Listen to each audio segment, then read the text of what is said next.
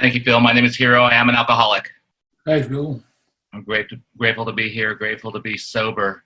And what a beautiful thing. Oh my God. When people were doing the roll call before here, just like calling in from shouting out where y'all are from and all over this country. And oh man, what a beautiful, beautiful thing.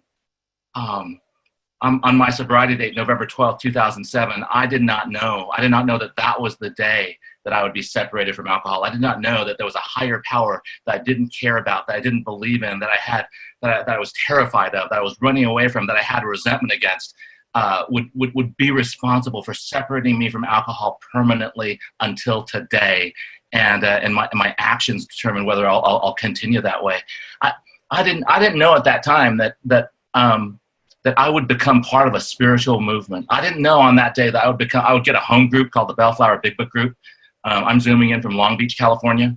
I did not know that I knew on that day that I had a sponsor, because I got a sponsor on day -2, and I have a different sponsor now. My current sponsor is Bob D. He's in Vegas, and the thing about having a sponsor out of state is that I do everything I can to stay current with him, and he knows he sponsors me.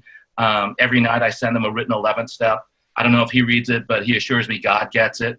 And I just want to thank you, Phil, for asking me to come and speak, and I want to thank all of you for being here, because otherwise I'll just be in a room in a house talking to myself, and I know exactly what that's like, and I'm really grateful that's not what I'm doing right now. I also want to thank my dear friends Sharon and Olivia from Area 09, Mid-Southern California Area 09, for showing up. Sharon just let me know about a half an hour ago about a loss of one of us. And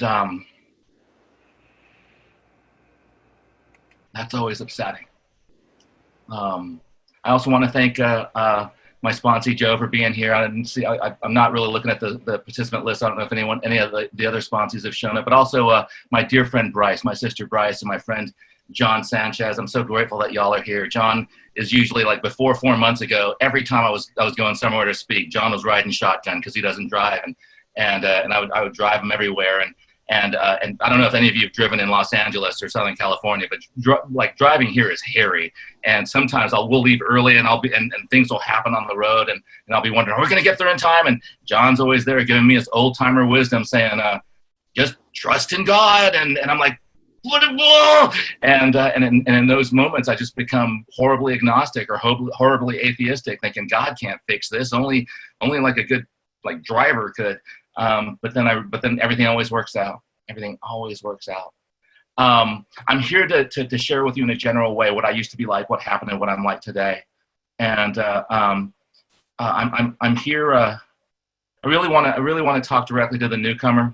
Anyone here who's struggling with alcohol and is new to Alcoholics Anonymous, or is recently returning to Alcoholics Anonymous. I also want to be talking to anyone who's filled with fear, who maybe you've been around AA for a while, maybe you've been sponsored, maybe you sponsor folks and you're filled with fear and despair right now. I want to especially talk to anyone who's slowly edging away from AA. I have a sponsee, Martine, who talks about from his sponsor from another fellowship. He says, I'm here to talk to the person in their first 30 days and the person in their last 30 days. The person in their last 30 days who's judging themselves out of AA slowly but surely. And whenever he says that, I get shivers up and down my spine, because I am so judgmental, and I'm wondering, is that me? Is that me? And I love the fellowship before this meeting, because my sponsor Bob, he talks about, I can have one of two attitudes. I can be facing toward AA, I can be facing away from AA.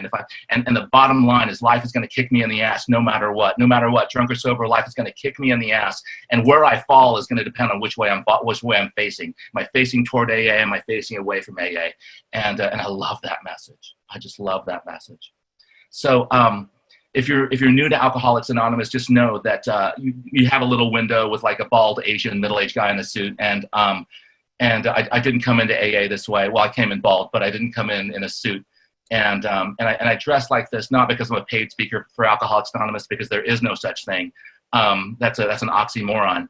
I dress like this because that's just how my home group rolls, and to show respect for Alcoholics Anonymous, and to show how far we can come. And just a custom of my group. And So I'll launch into what I was like, what happened, and what I'm like today. Now, the weird thing is that most of what I was like, I'm still like now. For instance, all of my feeling bad skills that I've had all my life, and I'm really really good at feeling bad. I mean, as soon as language came on board, I already knew that I was good at feeling bad, and and so the short version of my story is I'm really good at feeling bad. I practiced it all my life without my knowledge or permission. There's one thing that I found early on that fixes it, that is a sure cure for at least 20 minutes, and that's alcohol. The problem with alcohol is that the long-term side effects are just wretched for a guy like me. And the only other thing that works really well is Alcoholics Anonymous. And at first, that was really bad news for me, that this might be the last house on the block. But it was also the only thing for me. I'm bad at suicide, which is good because that means I'm still alive. But I knew that I had practiced enough that I would probably get it right if AA didn't work, and I'm grateful that I didn't have to. And I didn't know when I came to Alcoholics Anonymous that I would just be able to, not only would I be able to take the edge off eventually, but I would also be able to have a life that's worth living, that I would be able to thrive in this life, that I would discover just rich community. And I'd be able to walk into a room like this one, a virtual room like this one, where, and if you identify as an alcoholic, like I already know something about you. And if you've been around for a while, I know something about you. And that just gives me great joy. But I didn't have that early on. I was made in Japan. I was moved out of Japan against my knowledge or will, because I didn't have any knowledge or will at that time at the age of 1. My mom would have told you different. She would have told you I was a very willful one-year-old, but I don't remember. And because my dad was getting a PhD at McMaster University in Canada, my memories of Canada are really, really blurry. A lot of whiteness, like snow and people. And from there, we moved to Tucson, Arizona, and for a postdoc of his. And we were there for a little bit of preschool and kindergarten. And it's around then. And so I don't think it's only alcoholics who feel different from others. I think this is a human condition, this desire to belong and sense of feeling different. The only thing that makes that really poignant for us alcoholics is that alcohol fixes that problem, and then makes it worse, and then we can't stop whenever we start, and then we decide we're not going to start, and then we always start again anyway, and then we end up in AA. Which ends up fixing that problem, because all of a sudden, if we start doing the things that our sponsor tells us to do, then we start having a feeling of belonging right away. As soon as we start doing this thing that I didn't know was possible, that I don't have to believe my mind all the time. I don't have to do what it says all the time. Even when it wakes me up at 3 a.m, just last week, stone cold sober, just wake up, mother effer, time to worry. And you know those moments you're like, oh! And the problem isn't that my mind wakes me up at 3 a.m. telling me to worry. The problem is I follow its directions. Like like these are my marching orders. And that's not even the problem. The problem is that I do it. And even that's not a problem. If I did it for 5 minutes, 10 minutes, an hour, that would be fine. But I do it hour after hour after hour after hour. And the reason that I worry is because I believe my mind when it tells me, hey, buddy, stick with me. If we worry together, we can change the future. And it's this horrible lie about anxiety and worry. And so if you're in fear, man, which I had a lot of fear before coming to Alcoholics Anonymous, and I love that we have a solution in AA. And in fact, I should probably do this right now. When I took the 11th step this morning, I was reminded that I get to pause when agitated or in doubt, and I could tell from like I've got a little edge in my in my stomach right now that I need to power up, and I get to ask God for the right thought or action, and the right action is clearly just to take a moment to breathe and get silent and invite God in. So I'm going to do that.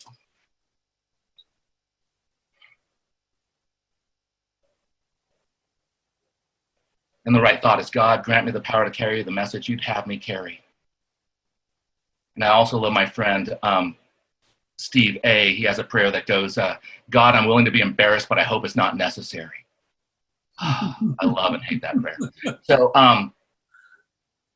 and today with so much fear, with so much uncertainty, I'm also going to bring in the fear prayer as well, which is, God, I pray that you demonstrate through me what you can do.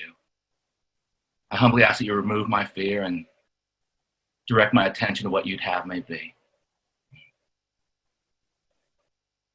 And God would have me be honest, and God would have me be passionate about this thing called Alcoholics Anonymous, which I wish I had found early on, but I couldn't find it because I didn't have active alcoholism early on. I just had a sense of like, I don't like who I am.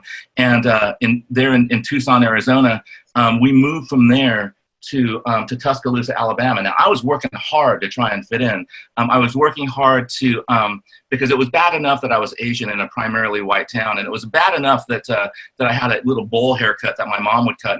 And it was bad enough that she would dress me in thrift shop clothes on my dad's a little tiny postdoc stipend, but what made it worse was I didn't speak right. And by the end of a kindergarten, I was finally starting to get my R's and L's right, that thing that my mom still is unable to do. She'll go to her grave, not able to do it. My dad went to his grave last year, not being able to do it.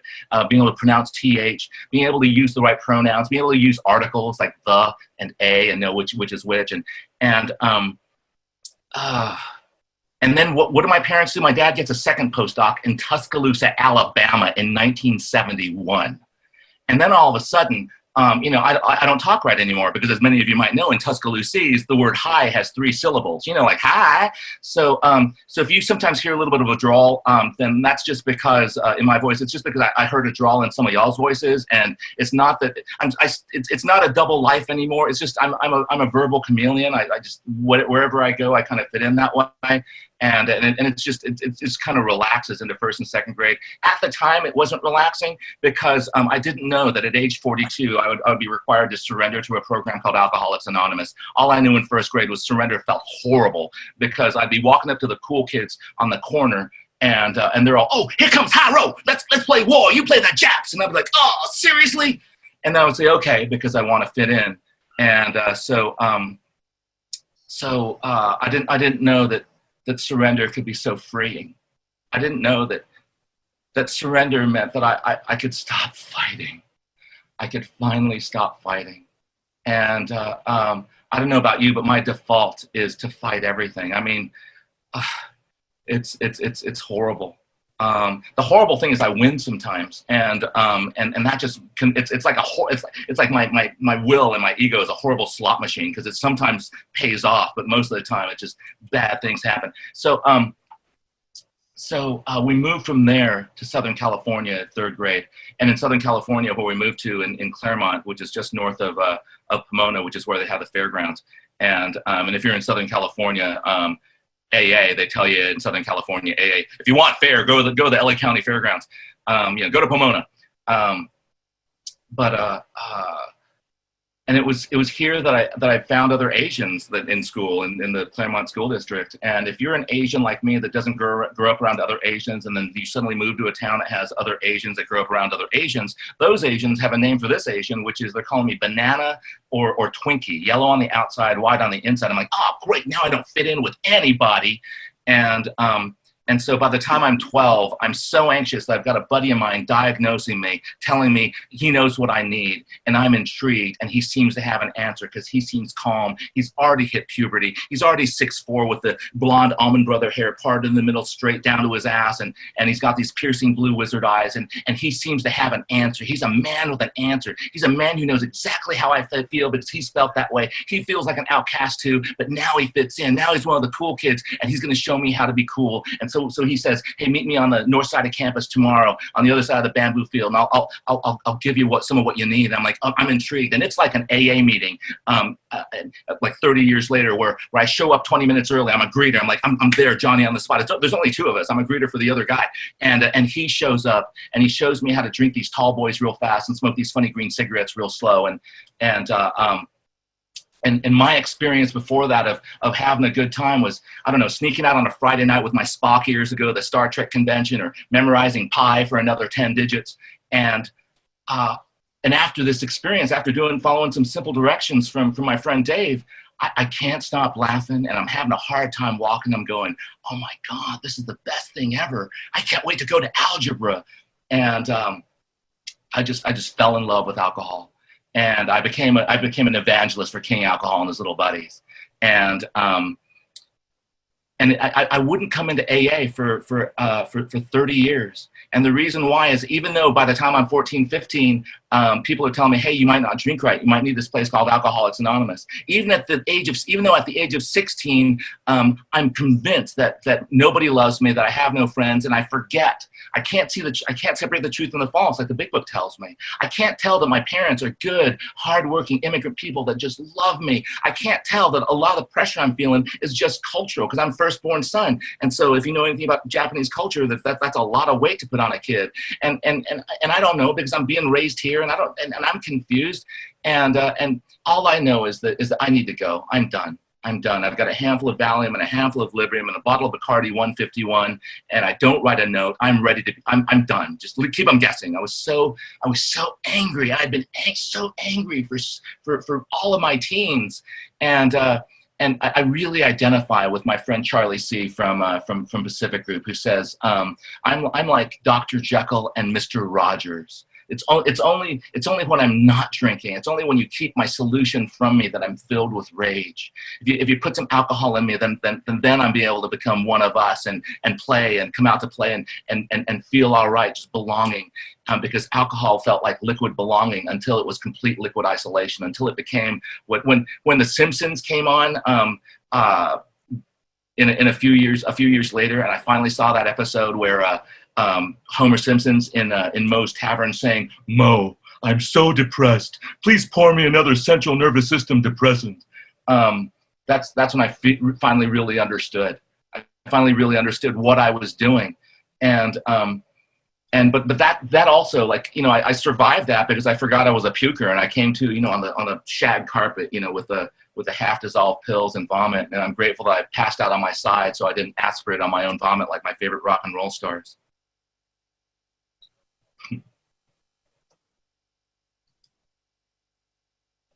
I'm sorry, it just hit me. I wasn't crying earlier when I heard about our friend who was found dead this weekend. So one of the things my first sponsor told me is you're going to need to get a suit. You're going to need to get a suit so you can take a cake, and you could also go to funerals. You're going to need to get a black one. So I don't come into AA because I don't identify. I don't come into AA because I haven't had the yets that I still haven't had today, actually. I've never been hospitalized because of alcohol. I've never lost a job because of alcohol. I discovered in my fifth step that I lost many because of alcoholism.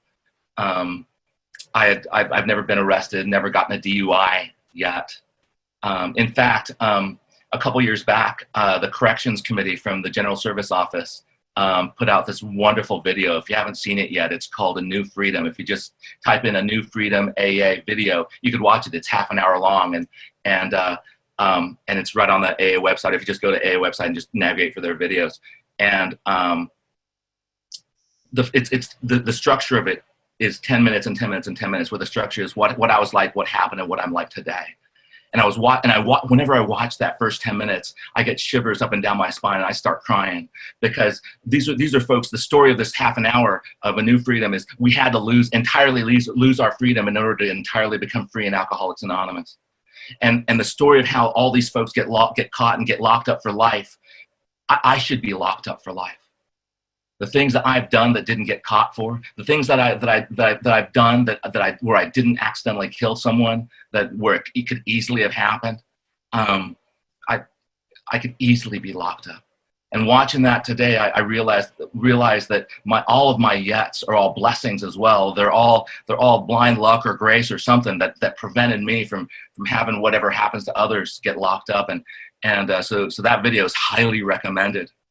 Oh, and the other thing, while I'm mentioning that, Phil mentioned also GSO needs your help, and yet they absolutely do, and give them some love. And one of the things that your love provides is the corrections committee provides for corrections correspondence. There's so many men and women in prison right now. If you're not sponsoring men or women, and you're looking for sponsees, or you've got sponsees that can't find sponsees, send them to fill out the corrections information, because since January 1st of this year, 100% of the federal prisons and 80% of the state prisons closed their doors to Alcoholics Anonymous. anonymous. There's no AA going into the meeting. They only have the AA that they have in the meeting, in the prison. And so please correspond with those folks. Also get involved with Bridging the Gap, which right now is largely by video, unfortunately. So back to that moment when I'm 16 and I come to, I clean up. And my parents don't know that had happened, and I keep running it. And so I have all these things that happen that I thought were because of other things.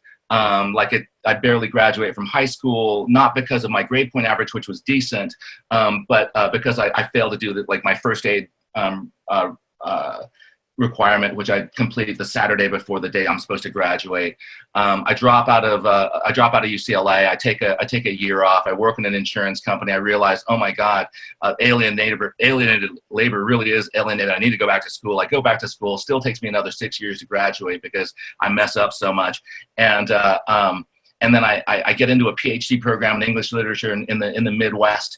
When I'm there, I get this thing. So I think I'm a lifelong depressive, and maybe I am. At the University of Chicago, I'm all, I think I have, seasonal affective disorder that I now know is untreated alcoholism. And maybe I still would have seasonal affective disorder if I went to somewhere that had winter. But I know that I would double down on my AA, get a tanning light, and I would be good to go. And I transfer my credits to a university, to the other big university in town, and I get a full ride while teaching writing. And I've got graduate student writer's block, which I also had that I thought was due to seasonal affective disorder, but now I don't have seasonal affective disorder. I still can't write, and I still don't know it's untreated alcoholism. I drop out of that university. I marry the woman who I'm still married to today. I meet her in 92. We get married in 95. I get sober in 2007. You can do the misery math. So. And I used to pitch from the podium that woman is an untreated Al-Anon. She needs a program. And ever since I was 3 years sober, my experience is this: the sicker that my grand sponsor Clancy is absolutely right. The sicker I am, the sicker you look. And if I've got a program, if I've got a home group, if I'm of service, if I'm sponsoring guys, if I'm on the beam, my wife doesn't need a program. She doesn't need me to diagnose her with Al-Anon. She's perfect. She's a perfectly flawed human being that doesn't have any sort of addiction, and she's just incredibly patient and incredibly loving, and was ready to kick me to the curb in 2007. There's a moment in 2007 that I want to tell you about. I'm having a psychotic episode on the fifth floor of a hospital. And what I mean by a psychotic episode is I'm hearing things that you don't hear, and I'm seeing things that you don't see, and I'm actively delusional. The big book talks about delusions, and the medical definition of a delusion is a fixed, in other words, unchangeable false belief that I believe that all of you can see ample evidence isn't true, but my belief withstands ample evidence and reasoned argument. And if you've ever tried to convince somebody that they're in the midst of a delusion, maybe you've had this happen, or maybe you were the person who was deluded. Sometimes the person who's trying to help the person who's deluded becomes part of the delusion, like, oh, you're one of them. And that was me. And I'm on the fifth floor of this hospital in the men's room doing the F word mantra. And if you haven't done the F word mantra, it goes F, F, F, F, F. It's like Tourette's, except rhythmic. And I'm doing it to try and not be psychotic. And if any of you have been actively psychotic and you've tried really hard not to be actively psychotic, you know that trying doesn't work at all. And the reason I was trying not to be actively psychotic is so I can leave that bathroom and go provide psychotherapy to a 7-year-old.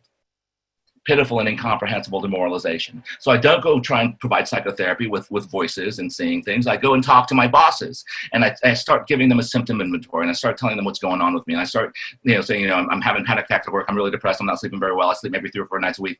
This happens about 3 or 4 hours a night, and this has been going on for about 3 or 4 months. And I think I have that sleep deprivation psychosis. And I'm barely just an inch into a page-long list of symptoms, and they're like, no, you don't have to tell us anymore. Go down the hall to HR. Go to the employee assistance program. They'll get you someone you can help that can help you. Please don't see your patients. We'll take care of them. Go get well. Come back when you're better. Be sure to bring a note. And I do for the last time that thing that I was always able to do, that I always hated doing. I do what psychiatrists call taking a drug holiday and just going down to baseline. And I get well and I feel better. And I return with a note. after a few months, and I go back to work. And my experience with every first drink that I took is that I chose it. I chose it. And so I never really understood the AA jargon of we lose choice about the first drink. But now my experience is exactly what's described in More About Alcoholism. That all the ample reasons I become victim of a delusion. All the reasons that I shouldn't drink disappear. Like I go back to that job going, maybe I'll finish this pre-doctoral internship. Maybe just maybe I'll finish this PhD. Maybe just maybe I'll be able to continue through and get licensed. Maybe just maybe. And instead what happens is someone invites me to a wine tasting a few weeks later, and I'm like, that's civilized. And I go to it and I start drinking like a gentleman, like I'm always good at doing until I'm not. And next thing I know, I'm wacko again, and my wife is confronting me with those dead glass taxidermy eyes. You might know those ones, and she's saying to me, I don't know who you are anymore. Give me that Visa card and that debit card, give me all your damn cards. We might be done. And I believed her, and I make an SOS phone call, but I'm still not an alcoholic. I'm calling the one person that I can even think of who might be able to help me. And I call her up, and I'm looking for a referral. I'm like, I don't trust my shrink. I think I need a new shrink. I think I'm bipolar. I think I need some lithium. And she asked me the only question you can ask a guy like that. She says, Hiro, what's going on? And I get honest for the first time. And I tell her all the secrets I've been keeping. I tell her all the skeezy acting out I'm doing. I tell her everything I'm putting into my body, not to get drunk or high, just to try to get right. I can't even get to right anymore. I can't even feel right. And I just go right past it to drunk and puking. And I get done with everything that's going on for me for about 25 minutes. I'm burning and telling her everything. And at the end of that, there's this really long pause that probably couldn't have been more than a second or two. And then she says the most bewildering thing to me that I didn't expect. She says, Hiro, I'm a sober member of Alcoholics Anonymous. I've been sober for 22 years. Maybe you need a meeting. And this thing happens to me. It's the most dramatic form of a surrender I've experienced, where it's like, it felt physiological. It felt like there was a branch 2 inches below my belly button that just went pop, and I just start sobbing. Like my body starts doing like stomach crunches. It's going yuck, yuck, like snot is pouring out of my nose.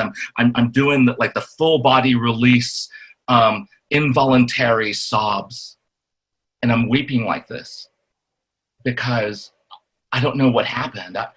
Because she's the one who taught me 6 years earlier how to send you all to Alcoholics Anonymous. She was the one who taught me how to say to you things like, oh, you know what? You might not drink right. You might need this place called AA.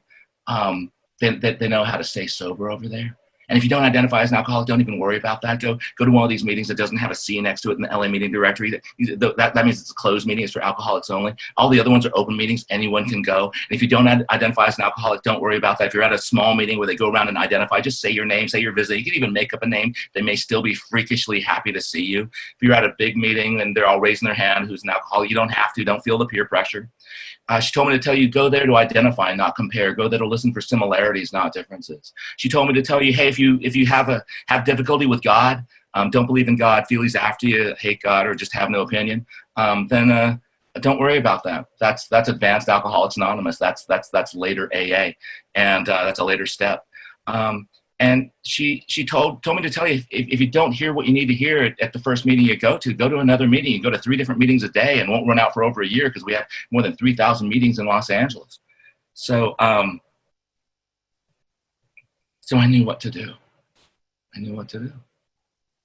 And the next day I go and I show up at a little First Step hall in town. I didn't know that's what it was. I just found this place on the internet. And I show up this place called the Round Table. At the time, it was at First and Termino, and a Saturday 2 p.m. meeting. And it was all shiny outside. All these Harleys and Indians and just all the shiny chrome. And I go inside and I was welcomed in. And I hear this man get up to the podium who has nothing in common with me. I mean, he's socioeconomically so diverse from me.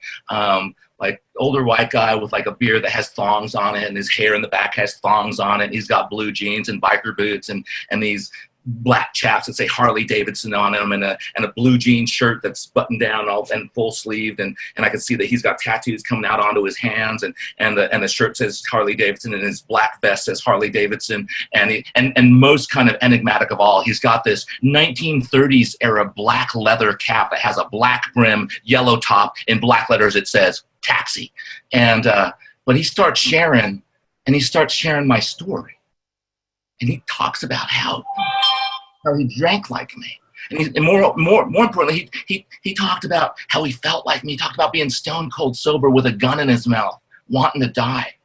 And then he said these words. He said, you know what, as a result of having a home group, having a commitment here, having a sponsor, having taken the steps, and sponsoring others, I'm happy, joyous, and free most days. And if I had just read the closed captioning for the hearing impaired, if I had just read a transcript, I wouldn't have believed it. But I saw the twinkle in his eye. I felt the emotion coming off of him in that room. He was a man with an answer. And so I go running after him after that meeting, and I say to him, you know, will you be my temporary sponsor? And he pulls one of these AA Jedi mind tricks on me, that one of many that he would pull on my ass. And he says to me, you know what a temporary sponsor is for? And I'm like, no, what's a temporary sponsor for? And he says, a temporary sponsor is for someone who wants to stay sober temporarily. I'm your sponsor. But also, it's an honor just to be asked to sponsor you. And if you ever find the need to find another sponsor, if you can, let me know. If you can't, God bless you. But if you can, I'll tell you exactly what I'm telling you today. You're doing more for me than I can ever do for you. And if that makes no sense, you'll get it when you sponsor other guys. And he asked me that question, are you willing to go to any lengths to stay sober? And I say, yes. And he holds that against me for the rest of it. Still holds that against me. And then he gives me some simple directions. Call him every day. Go to a meeting every day. Try not to drink in between. If that's too hard, add more calls, add more meetings. And immediately, the next day, he starts having me he starts asking me to do things that are insultingly custodial. Like, he wants me to sweep the hall, and he wants me to like empty the butt cans and change the toilet paper and like clean out the coffee pot. And I'm like, what does this have to do with Alcoholics Anonymous? I've read through the steps. I don't see this in here. And he says, well, you know, did you mean it when you said you were willing to go to any lengths? I said, yes. Well, this is what I did. I'm just having you do what was asked of me. And I'm like, all right. And I didn't know it, but what he was doing was he was taking me through the experience of step one, the long form, long before we sat down together to go through, tradition one, the long form. And the long form of tradition one is each member of AA is but a small part of a great whole.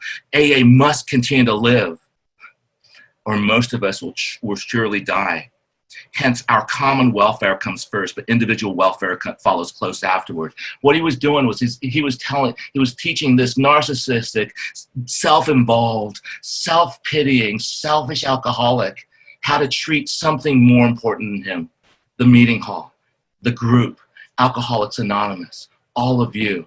He was teaching me how to serve you more than I served me. And my current home group, the Bellflower Big Book group, I mean, Johnny, one of the founders, is fond of saying stuff like, you know, you've been serving yourself all your life. If you keep coming to meetings to serve you to get something out of the meeting, you're going to die. You better start serving the meeting. You better start serving Alcoholics Anonymous. Or his sponsee, Larry T., who says, you know, when I serve me, my life turns really dark. And when I serve you, I get into the light. And I love it when Larry says, you know what, if your desperation comes when you're coming in doesn't turn into inspiration, then you're going to go back out. And and I love inspiration. I'm good at getting inspired. But if my inspiration doesn't turn into action, if it doesn't turn into work in and for Alcoholics Anonymous, and my sponsor had me on a course of vigorous action. And I'm so grateful for that. I'm so grateful for the second tradition, because my experience of God, my experience of a higher power, my experience of a power greater than me comes from one alcoholic talking to another. Like my dear friend Yisrael C. says, me plus you is a power greater than either me or you. And I can really get behind that. And if you're here and you're new and you're struggling with the idea of God, if you're here and you're new and you hate God, if you, or like, that God was mean to me or didn't like some part of me, don't worry about that. When we talk about God, we're talking about a different God named God. We're talking about a source of infinite power that is crazy about you and wants the best for you and wants you to be sober and happy. And it doesn't matter what the psychological research is abounds with this. It does not matter if this thing called God exists. If we act as if it exists, our lives can transform. And there's people talk a lot about why is it that we don't get the same kind of statistics as we used to do that are described in the forward to the second edition. And the answer to that, the really clear answer is a study that came out earlier in the year, and where it was a meta-analysis, and oh man, I'm just blanking out on the group that published it. But and a meta-analysis is taking just a ton of studies and doing some psychometrics, some statistical voodoo on it, and basically looking at what tends to work better. And it turns out that A works as well as or better than cognitive behavioral therapy, as well or better than pharmacotherapy, as well or better than locking someone away and keeping them away from drugs or alcohol. And that's really, really good news for us. But what we have is we have experience. We have the experience where if you're new or if you're struggling in Alcoholics Anonymous, if you're feeling hopeless in Alcoholics Anonymous, and you talk to one of us, my job here, it tells me in chapter 7 that my job after taking step 1, recognize I can't drink right and I can't not drink right, no matter what, my life's unmanageable, no matter what, I got me. And step 2, I can't fix that. And step 3, I have a decision to take the rest of the steps. And that's the only way I can think about it when I'm having trouble with a thing called God. And then diving into that 4th step and looking at this entire inventory and reading it to a sponsor, and then discovering all these defects of character that I hadn't clearly named, but I knew were there, and then becoming willing to have them removed, and then asking God to remove them, and then making a list about people to make amends to make things right, so that I don't have to drink to forget the crap I did while drinking and while not drinking, and then going up and making amends for all those things, and then in 10 just doing all of the emergency procedures of Alcoholics Anonymous, where any of me comes up and tries to drive me, I get to ask God to remove it at once, make amends quickly, discuss it with someone, make amends, and then turn my attention to someone I can help. And then in 11, that conscious contact with God in the morning, in the evening, throughout the day, thy will not mine be done. And in 12, doing this, where I can take someone else to the steps, the gold standard of AA, knee to knee, going through the book, or talking to you like this. My job here, or knee to knee with another guy with the big book, is to emphasize the hopelessness of our condition. That if you feel like everything's a mess, you're right.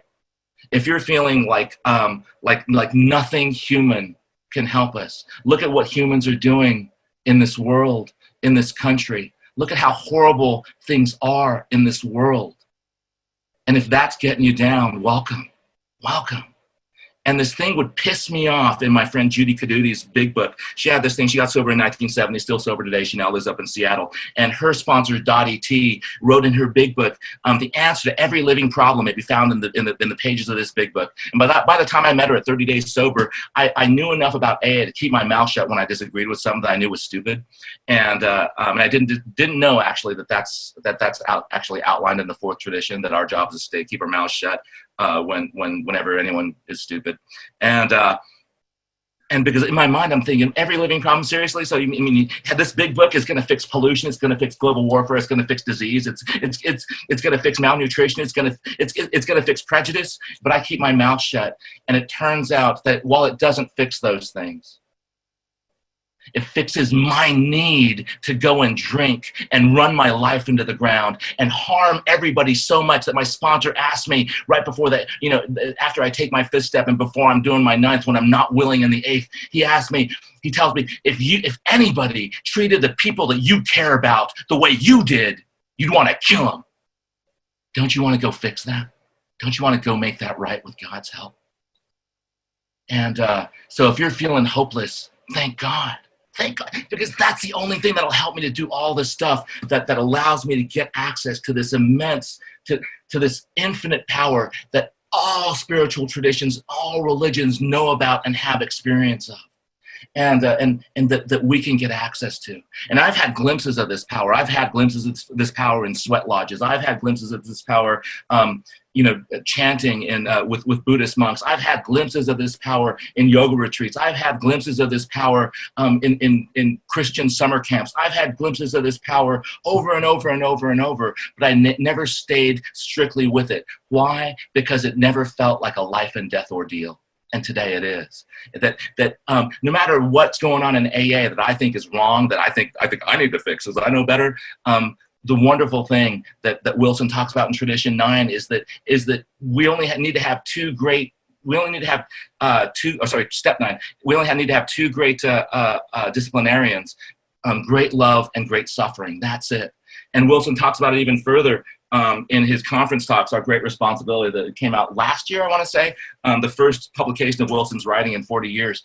And he talks about how, that once we're tired of John Barleycorn kicking our asses, then basically God allows us in here. And once we're in here for a little while, God says, okay, now you've been relieved of drinking. Now you get to grow up a little bit. And one of the ways that we grow up, and now one of the ways that we get to come of age in Alcoholics Anonymous, is service. First with service to the newcomer, service to the sponsees, service to the home group. And I love what Larry T says. If you're new, welcome. If you're struggling, welcome. Welcome to being divinely inconvenienced for the rest of your life. Divinely inconvenienced. I love this language. I love this language because at my worst, at 3 a.m. with no God and just me all over me, and my fear just loud as it's like if you get like going to a swim meet and hearing that air horn going, "Wah!" That's my fear. And my fear, like my fear is like a plane of imminence. It just blankets everything. All of my fears, it's like the same degree of fear about the people that I love dying, the people that I love getting sick, people aging. But also just as equal as that, the reason why I had to get prayed up is I also fear just as much as people dying. And this is embarrassing to say, but I have to be honest, just as much as people dying that I care about, just as much as my getting ill and dying that I care about. I fear that just as much as I fear looking bad or being embarrassed in front of people I don't even know. And how ridiculous that my fear is like the Marine, the space Marine in the movie Aliens, Bill Paxton, like when the aliens are coming and he's all, oh, game over, man, we're completely effed, man, oh, game over. That's my fear. That's my fear. And I get to a place where I'm hopeless. I'm helpless. Nothing I do matters. And I call up my sponsor and I tell him, I feel so inadequate. I don't have any power. What can I do? I'm broken. I'm alone. And I don't have any message to carry. I can't help anybody. I'm full of terror. And he says, well, sometimes I think I feel inadequate because it's true.